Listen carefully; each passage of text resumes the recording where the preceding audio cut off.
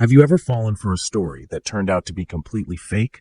Throughout history, brilliant minds and cunning pranksters have crafted deceptions so elaborate they've fooled millions, shaped public opinion, and even impacted scientific progress. These are not just simple lies, they are masterstrokes of manipulation that stand as testaments to human gullibility and the power of a well-told fabrication. From archaeological missing links that rewrote human history to a monster sighting that captivated the world, and even an alien invasion broadcast that sent an entire nation into a frenzy, the greatest hoaxes remind us to always question what we see and hear. Join us as we dive into three of the most audacious and impactful hoaxes ever perpetrated. Get ready to uncover the shocking truths behind legends that for a time were believed as undeniable reality. What made these deceptions so convincing? Who were the masterminds pulling the strings? And how did they manage to fool experts and the public alike, etching their creations into the annals of history as monumental acts of trickery? From fake fossils to staged photographs and terrifying radio plays, prepare to be amazed by the sheer scale of these legendary cons. Part 1. The Piltdown Man, Humanity's Missing Link or Missing Truth. Welcome back, truth seekers, to the Top 3 corner, where we peel back the layers of deception to reveal history's most astounding hoaxes. First on our list is a scientific scandal that rocked the early 20th century, the Piltdown Man. For over 40 years, this supposed missing link between apes and humans captivated the world, influencing evolutionary theory and giving Britain a claim to the origins of mankind. The story began in 1912 when Charles Dawson, an amateur geologist and solicitor, announced a monumental discovery in a gravel pit at Piltdown Common, Sussex, England. He claimed to have found fragments of a human-like skull and an ape-like jawbone.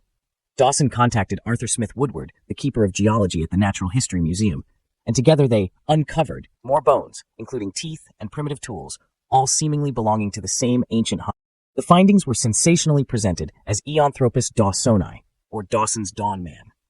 What made Piltdown Man so compelling was how perfectly it fit the prevailing scientific belief among some British paleontologists at the time, that a large, modern brain was the first feature to evolve in human ancestors, followed by changes in the jaw and teeth.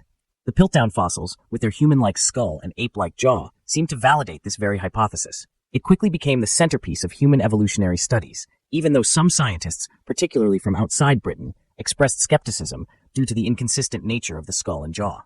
Despite these doubts, the discovery was widely accepted, granting immense prestige to British science and influencing research directions for decades.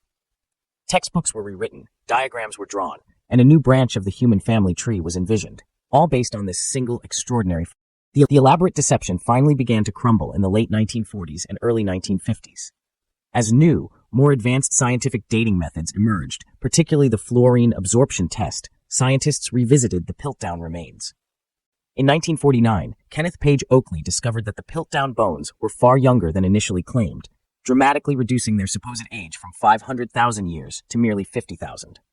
This alone cast serious doubt on its missing link status. The final nail in the coffin came in 1953, when a comprehensive re-examination by Oakley, along with Sir Wilfrid Edward LeGros Clark and Joseph Weiner, revealed the stunning truth.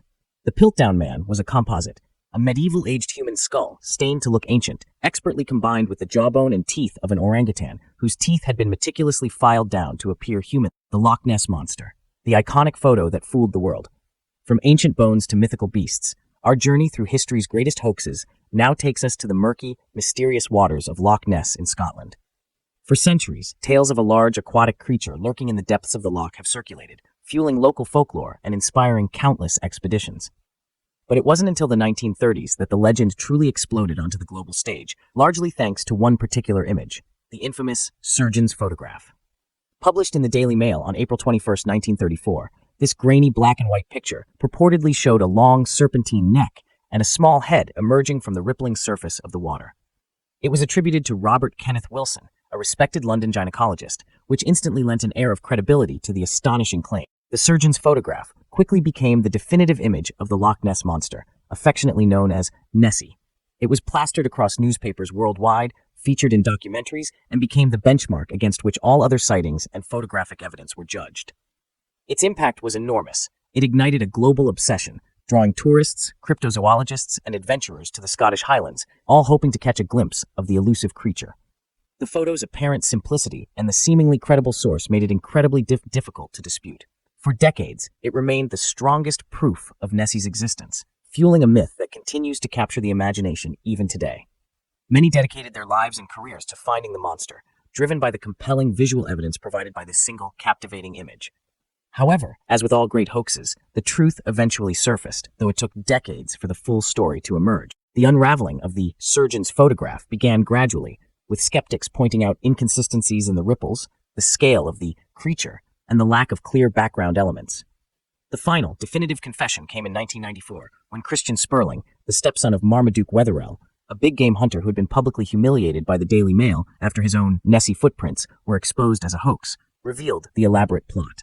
Sperling confessed on his deathbed that the monster in the photograph was nothing more than a toy submarine, specifically a toy submarine purchased from Woolworths, onto which he had glued a molded plastic wood head and neck. Wetherell had staged the photo as an act of revenge against the Daily Mail. Dr. Robert Kenneth Wilson, the reputable surgeon, was reportedly enlisted by Wetherell via a mutual friend to submit the photo to the newspaper, lending it an air of unquestionable authenticity due to his professional status. The War of the Worlds broadcast, Martian invasion on the airwaves.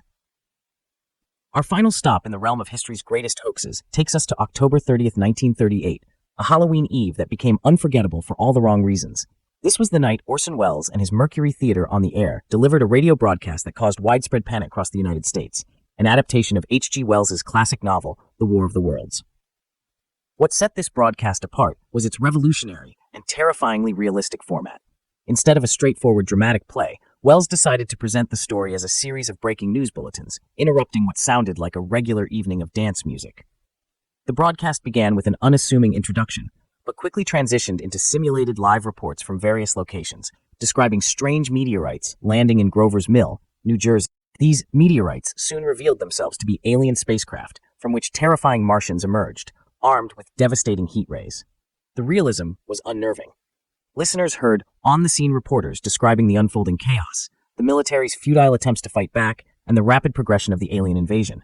Sound effects were meticulously crafted, and the voices of the actors mimicked the urgent, breathless tones of real news correspondents. The broadcast's genius lay in its ability to mimic actual emergency news bulletins, a format Americans had become accustomed to for real events.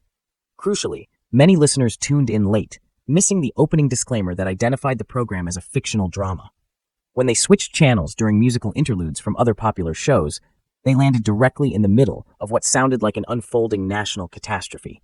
Compounding this, standard radio practice at the time dictated station identification every half hour, which fictional programs usually follow. This broadcast, mimicking breaking news, did not, further convincing latecomers of its authenticity. The sheer audacity of Wells's production capitalized on the public's growing anxieties about the impending World War II and the power of radio as a source of immediate, credible information.